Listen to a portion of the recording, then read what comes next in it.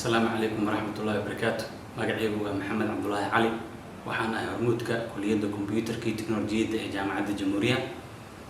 كلية وحا كوبانتا هاي هال ديبارتمنت Bachelor of Computer Applications iyo qayb diploma lagu barto diploma in IT oo hal sano ah. qaybta bachelorka waa 4 sano.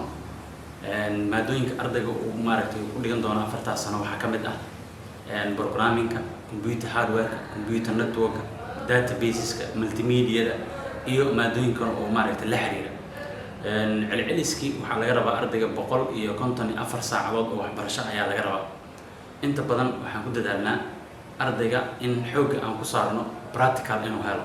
waxaan leenahay laabab u diyaarsan inay maaragtay xamilaan practicalka maadooyinka aan soo sheegnay iyo computerka dhamaantooda.